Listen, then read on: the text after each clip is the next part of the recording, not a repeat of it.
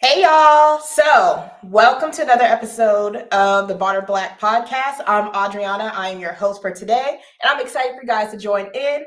First, let me give you a brief rundown of what Barter Black is, and then we'll get to all this goodness.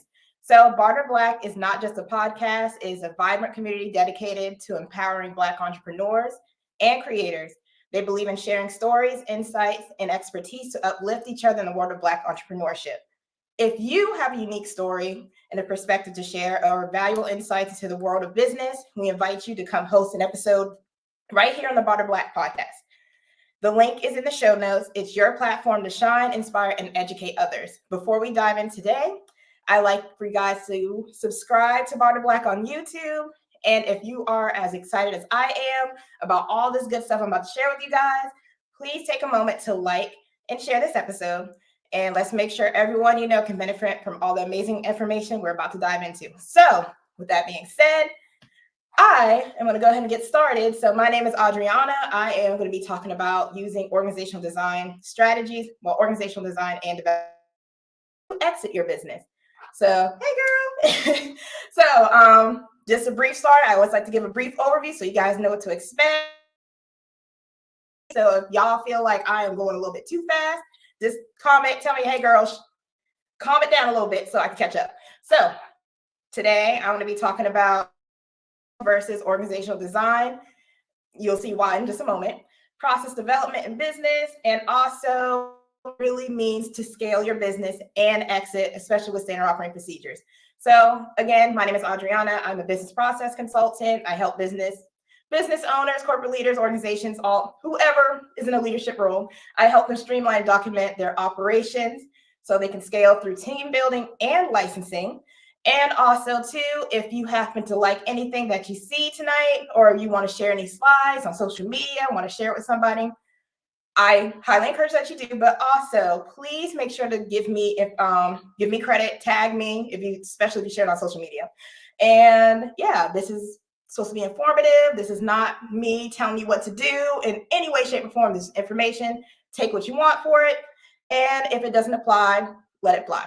So that's all I have for that. But overall, I'm just ready to get started because y'all know I can talk about this all the time. Things first, business plans versus organizational design.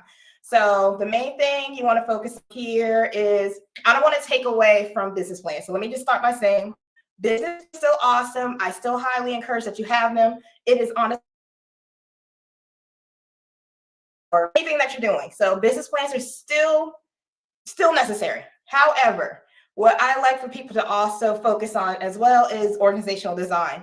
So the difference between here, business plan, I say they're kind of broad because of course they have like the general, like you have your marketing, you have your vision, what you're offering, how you're going to market, sales. So all the stuff that people need to know, especially, again, if you're doing grants and all that good stuff. However, organizational design, on the other hand, makes you focus on all the same stuff, but also how you want to exit your business. So like you're designing, I want to use myself. I want to use my agency as an example. So like back in the day, if I wanted to start a virtual assistant agency, I did not have a business plan, so I'm lying if I say that. But if I did have a business plan, I may have written out like, okay, I want to serve business owners. I want to help them do X, Y, Z. I may have like marketing. I'm going to market on social media. I may go to network events, blah, blah, blah. You know, the general stuff. Whereas organizational design, I would have looked at it like, okay, I am going to start a virtual assistant agency, but instead of the usual, like the general stuff, like, I'm going to market here, I'm going to do X, Y, Z, I'm going to focus on, okay, I'm going to start my virtual assistant agency, but the end goal is for me to exit that completely and possibly have one of my contractors or pass it down, sell it, whatever I want to do. And so I'm going to be designing business from, okay, I'm starting an agency. This is what I need, X, Y, Z, all the marketing and stuff. And this is how I plan to exit. And these are the things I want and need for me to exit my business. So I like to use the analogy of a skeleton. I don't know if it's because I'm health background or what, but I like using skeletons as my background. You can honestly use whatever you want to use for your analogy. Skeleton works for me. I've seen people use cars. I've seen people use, what else? Houses, whatever you want to use, whatever works, do that. But I'm going to use a skeleton. So pretty much when you think of organizational design, you're going to think about the skeleton. The skeleton is our base.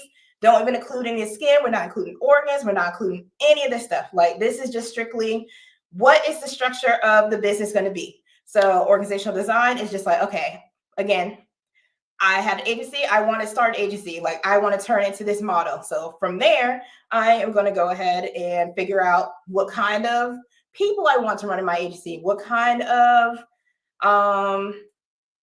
clients I want to work with. Like, what does that look like? And then by the time I'm exiting out of the business, what does that flow look like? So pretty much, like, what is the pieces I need for me to work towards my exit plan?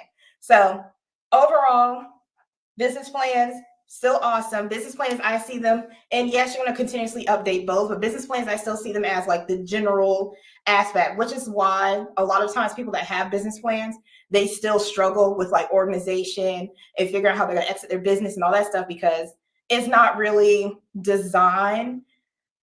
It's not really like focused on like exiting. It's more so like, what are you planning on doing right now and maybe a few years down the line, especially if you're looking for investors and stuff. So that's where business plans come in. Organizational design, honestly, it works for anybody. Like, I use the agency, but honestly, if you're a coach, consultant like I am, organizational design, you can figure out like, okay, am I going to be doing this for years, 5 years, 10 years, 20 years? How long am I actually going to do this? And how exactly do I want to exit out of that? So whatever your exit plan is, figure that out. And then that's what you're going to kind of design and figure out how you're going to organize everything into. So both require organization, both require improvement. So let's get to the next slide. So this is my favorite one. So organizational design, like I just said, is focusing on the design, like the shell of your business. So like, we're focusing on the bones. We got the structure up now. So now we got to focus on adding all like the stuff to kind of keep things flowing. So like, I'm moving around right now, like my skin, my organs and stuff. Like, I got to figure out what exactly is going to help me run. So I got skeleton. What is going to help me run now? Same with your business. What kind of processes, what kind of policies, what kind of stuff is actually going to help you run your business? So when it comes to developing business processes or organizational development is this pretty much. Like, what is going to help keep things afloat inside your business? And again, this is going to change. This is going to probably change significantly. It may be different, it may be the same, whatever it is. Like, you don't want to stay married to this stuff, because as y'all know, business is ever changing. Shoot, it can change next month. The main point of this is for you to, one, think about, like, of course, like how you want to exit, but also how to pivot. Because at the end of the day, however you're planning on exiting, how you pivot still is going to fall in line with how you plan to exit your business, versus you just kind of like, oh, this person's doing this, let me go ahead and follow this, or this is popular right now, let me follow this.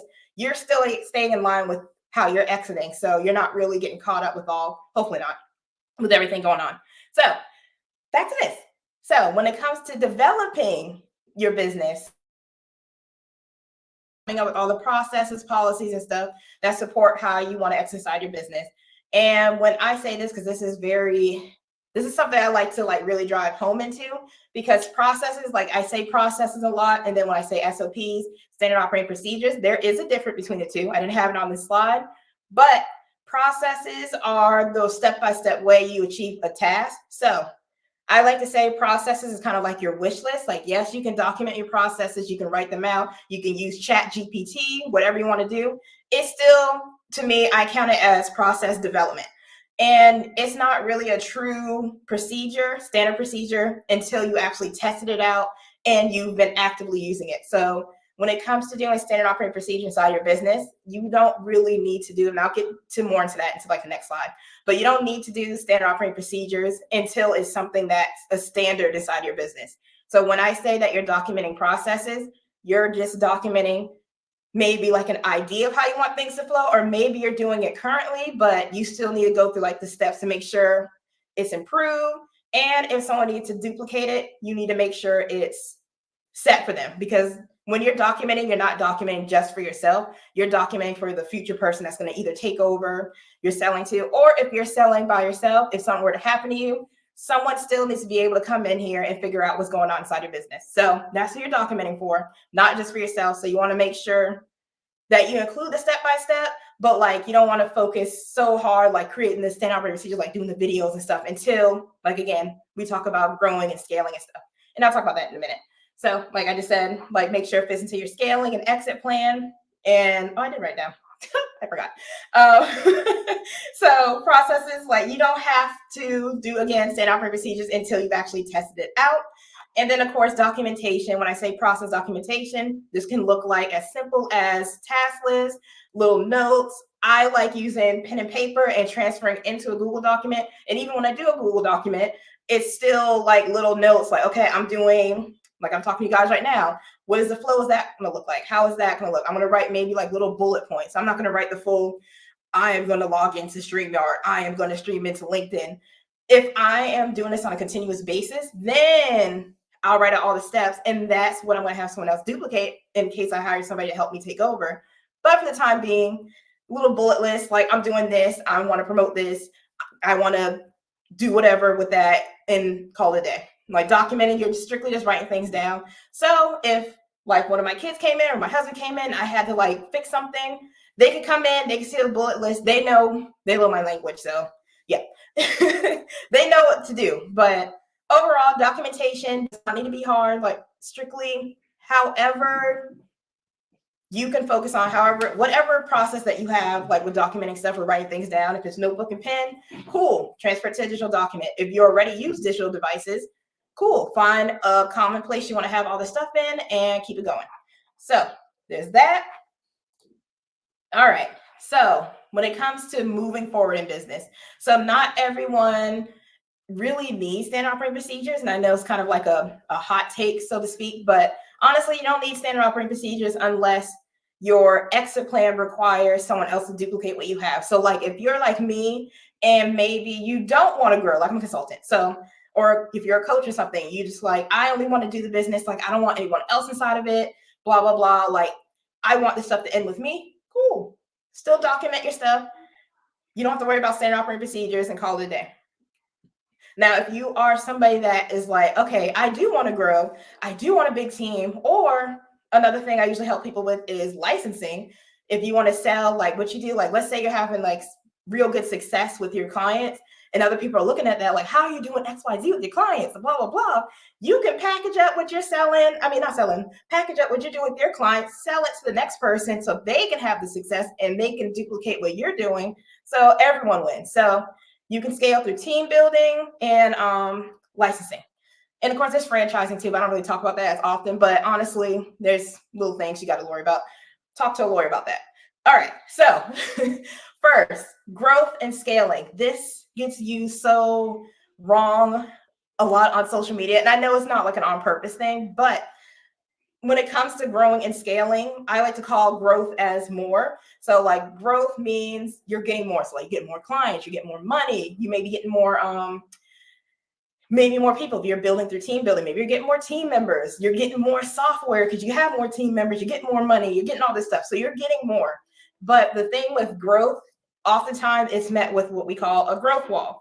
So like you're growing and then you hit the wall, and this is where people panic. And this is where like the hiring panic. Oh my God, I need a virtual assistant. Oh my God, I need this. Oh my God, I need that.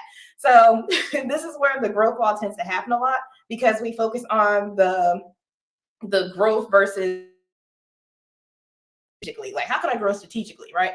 So scaling, pretty much the same thing. You're still getting more, but you grew with a strategy. So like, again, I'm going to go back to organizational design. So like when you actually design with your exit in mind, when you are planning to grow, like, because again, you already mapped out like the skeleton of your business. Like you already know, I want to scale in this way, or like if you want to add something in, because a lot of people don't know about licensing. So now you may be considering licensing.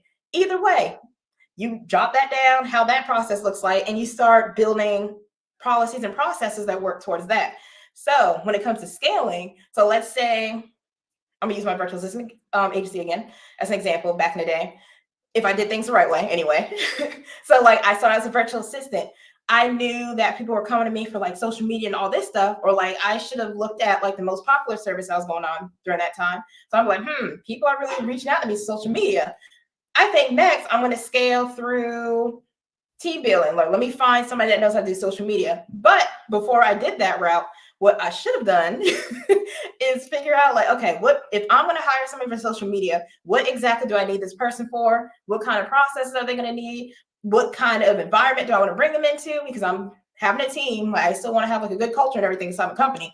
So like, what kind of like what do I need to make this a successful transfer? And also too, with growth, we tend to like again we hit the wall, and sometimes when we hit walls, it stops our cash flow. And with scaling, you should be able to still make money. You should still be getting more. You should still be growing, but you're not going to be hitting the wall. Like you already know what you need. So like instead of stopping like, oh shoot, I need this person to do XYZ, you came up with different strategies in the meantime. So like if I need someone for social media and I need to hire all these people, not all these people, but like I need to figure out who I need to hire and all this stuff. What I should have done is like, okay, if you need help with XYZ within social media, I can do like maybe a VIP day or consultation, things like that. So that way I'm still keeping my clientele that's coming to me.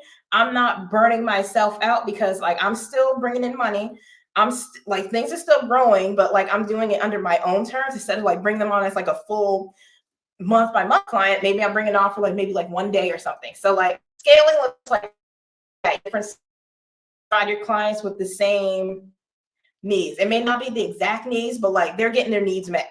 So like when it comes to scaling, you're doing that. So that way you can continue to grow. It's so weird. I'm looking at myself backwards. So I'm going the other way. But anyway, so you continue to grow without burning out and without losing money and without having to do the dreaded stop, hitting the wall and all that good stuff. So I feel like that was a lot. So the main thing I want you to know, growth, you're getting more. Scaling, you're growing strategically, and without like the interruptions and stuff. Like you should still be able to grow. You should not be losing cash flow. Ideally, you should not be losing cash flow. You should not be having to do mass layoffs. Like we have our big team already. You should not be doing mass layoffs and stuff if you're using what you need strategically. So there's that. And then with scaling, like I mentioned before, you can build with a team. You can do licensing or you can do franchising. Touch on this a little bit. This is where standard operating procedures come into play. So if you're scaling through team building or licensing because someone's going to end up duplicating, licensing is kind of iffy. So like if they're just doing like a digital product and you're letting other people buy the digital product to sell for their audience, white labeling and stuff, there's different things. You don't need standard operating procedures for that. But like if you're selling your framework, so like this is like how I teach things, or like this is what I do with my clients step by step. Yes, this is a licensing agreement, and they do need standard operating procedures so they know how you're doing things. And of course, they can tweak things to their liking, but yeah, it just depends. It depends on which way you want to go at. So this is where standard operating procedures come in because again, like remember, processes is kind of like your wish list in business.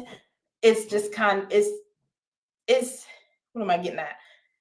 I don't want to say it's not real because like we still do them, but like it's maybe not a hard standard in your business yet. Whereas standard operating procedures, this is something that you guys are doing. Like you have it. You're like, this is how I like my stuff done. This is what needs to be done. And this is what I want to pass down to. So this is where SOPs and stuff come in. And those get duplicated by other people. Your processes, it honestly depends. Like, especially, I'll say processes kick in, like if you're hiring for something that you're not really familiar with, but you want to have like an idea. Because again, you already mapped out how your exit plan is going to go and you want to work towards your exit plan. So if you hire somebody, you want them to work towards whatever the next level is going to be at. So there's that. And development, again, I talked about this in the previous slide, but development is pretty much what I just mentioned. All the processes, policies, all the things that make up your business. That is what the organizational development piece comes in, process development, all that good stuff. So there's that. That's how it looks like. Have any questions on that? Just let me know. But I'm gonna keep it moving. See, I talk a lot, y'all. And I was like, oh, okay, I got like maybe like a couple more slides left because there's so much more I can go on. But overall, that's pretty much all I have for you guys when it comes to the slides. If you have any questions, you liked it, please definitely make sure to send me a message. Again, if you share any of the slides, I highly encourage you to do so. Please do share, especially from the Bar to Black YouTube channel. Please share it with your people and stuff. But make sure to give credit to me, Lazy Millennial, because we don't want, yeah. And the last note I like to tell people is to remember you're in control of your lifestyle. Design it in a way that makes sense for you. So you should not be getting caught up with what Mary, Sue, all them people are doing on social media. Figure out what you want to do inside your business. Design the policies, process, and stuff for that. Exit rinse and repeat if you want to. So there's that. And then I am going to stop sharing this. And before I go, a last parting note I want to say thank you guys so much for being here on my episode of the Barter Black episode. I hope you found the information super informative and inspiring. If you are interested in learning more about Barter Black, you can go to www.barterblack.io and see all the great things they are doing to empower Black entrepreneurs. If you are not already subscribed to their YouTube channel, now's the perfect time to hit that subscribe button. That way you will not miss any future episodes, because she does it weekly, filled with wisdom and inspiration. Thank you for joining me today. And remember, your voice matters, your story matters, and your success paves the way for future generations of Black entrepreneurs. Until next time, stay inspired and keep shining.